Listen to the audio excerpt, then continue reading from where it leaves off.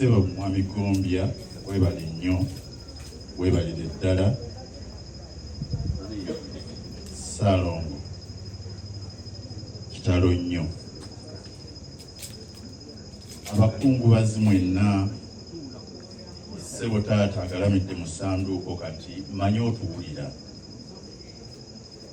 wadde nga tosobola kwekyusa nyabo maama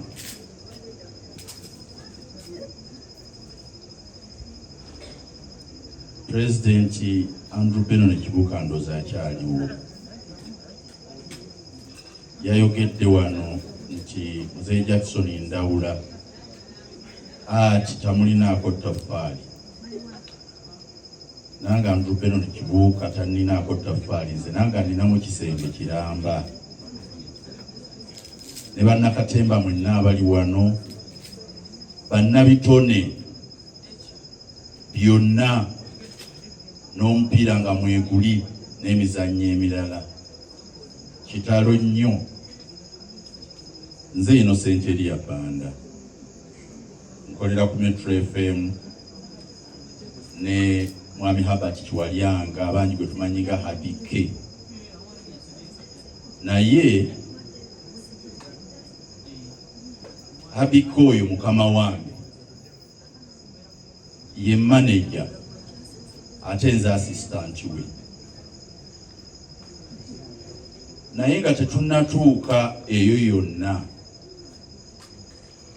nze obulamu bwange bulabika bulimu nnyo ekigambo ekintu kye bayita coincidence nina coincidences nyingi mu bulamu bwange kitegeeza ebintu okukwatagana nga si bitegeke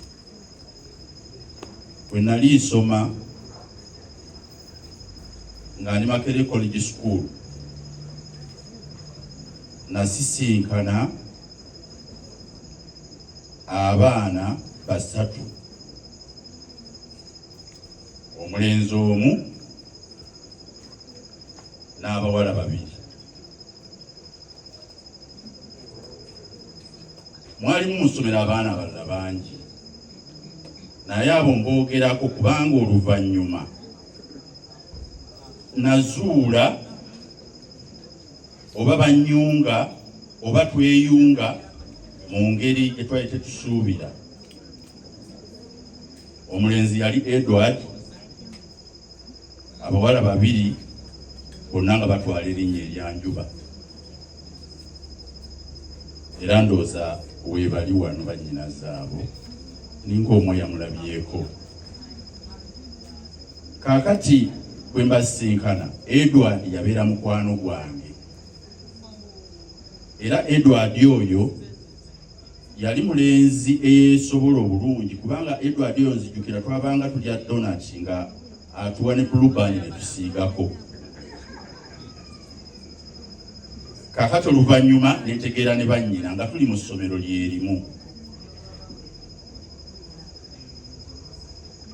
Bwe namaliriza bwe twayawukana okuva mu ssomero eryo, nasisinkana omwami Jackson Ndawula nga nyingidde mu art.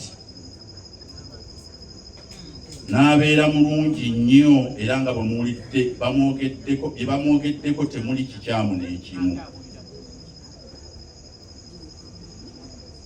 Bwe mmala okumusisinkana,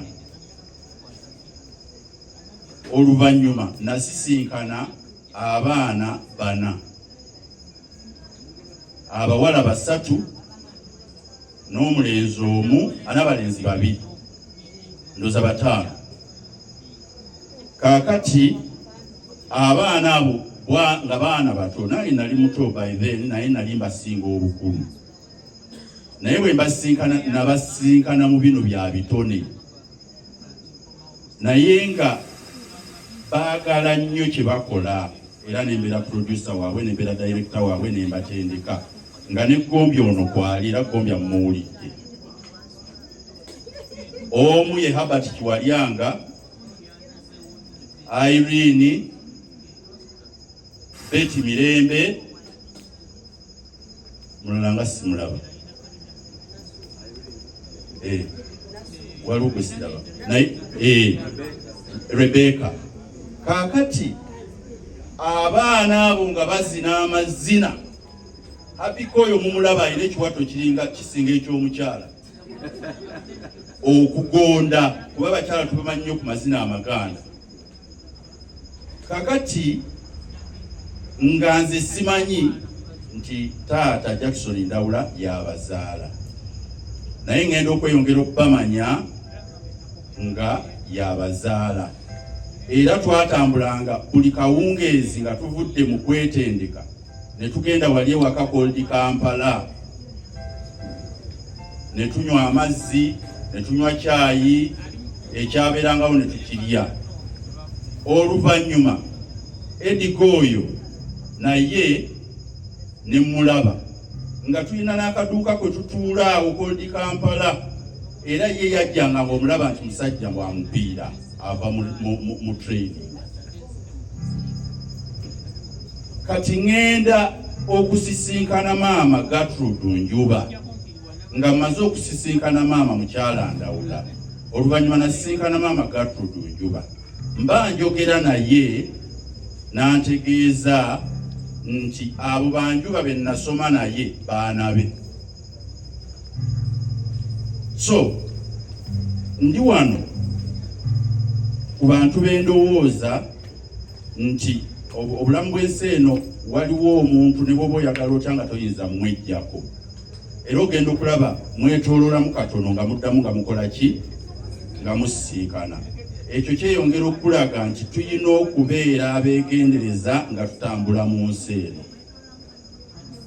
Taata Jackson Ndawula ngenda mwogerako ebigambo bibiri byokka, ekimu kya Luzungu, ekirala kya Luganda. Eky'Oluzungu bakiyita humility, eky'Oluganda bakiyita bwetowaze. Era bw'abanga alina obuzibu bwonna bwe yali afunye mu nsi muno n'omuntu yenna, ebyo ebigambo ebibiri biyinza okuba nga bye bikanaaluzaala. Abadde mwetowaze nnyo, abadde alina humility, abadde alina eggonjebwa, ne bw'abanga ayogera naawe ng'omulaba tabuguutana era tabumbujja. Era ekyo kimuyambye nnyo okumentalinga abantu bangi nnyo mu kisaawe kyonna ky'abadde abeeramu, kuba takoze mu byakatemba byokka.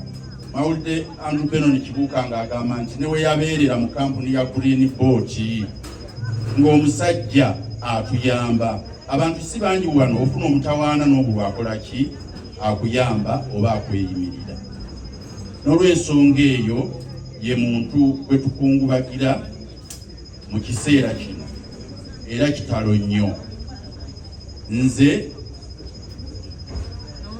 njagala okugumya baganda bange ne bannyinaze ne maama nti taata ye yakola nga mulamu teyabyekolera, yali abikolera kiseera nga kino nga taliiwo. Nkakasa mutegekeddwa bulungi, abateeseteese bulungi, n'abateekerateekera n'abantu abajja okubeera ku lusegere lwammwe okubasangula amaziga. Ssebo mukulu Herbert Kiwalyanga, obubaka bwa Metro FM bujja kujja mu bujjuvu olunaku olw'enkya. Naye Herbert oyo omwaka nga gumu n'ekitundu emabega najja ne mutuukirira ne mugamba nti Herbert, taata wange yalwadde, naye simanyi oba Omukama anakkiriza, kubanga muzeeyi yalwadde ebintu bingi, era nga n'ebimu ku byo yempulidde bye tubadde tujjanjaba muzeeyi ono. Naŋŋamba nga kibi, ne mugamba naye kati ngenda kutandika okubulawo ku mulimu nga siraze oba nga ndaze. Ne tujjanjaba muzeeyi okumala emyezi 4 e Mulago. Katonda n'amuyamba n'ava e Mulago ne tuddayo ewaka, n'asigala nga olwaliro ndi bubi, enkya muzizeeyo, luno ndi bwenti, n'okutuusa kaakati tukyamujjanjaba. tuba tukyamujjanjaba emabegako awo Habert najja n'aŋŋamba nti ate omanyi taata waffe naye teyalwadde. Ne mugamba nga kibi, era n'ambuulira n'aŋŋamba nti naye twetaaga okukola bwe tuti ne bwe tuti ne bwe tuti. Ne mugamba nno ebintu si byangu naye tulina kwesiba bbiri. Juzi muzeeyi baba bamutwala mu ddwaliro n'agwa n'abeera bubi nnyo. Enkeera waalwo Habert ngenda okuwulira nga baŋŋamba nti taata Ndawula yafudde. So nsaba tuli wamu naawe Habert ne famire yonna ne Betty ono tukozeeko naye ku Metro yalinga editor waffe okumala ebbanga. N'olw'ensonga y'abaana bano si Katemba yekka naye ebintu byonna bingi bibamanyi, bingi bibakola. N'olw'ensonga eyo kibi nnyo katusabe Omukama Katonda taata amuwummuze mirembe naye atubeerere ekyokulabirako ku byonna ebimwogerwako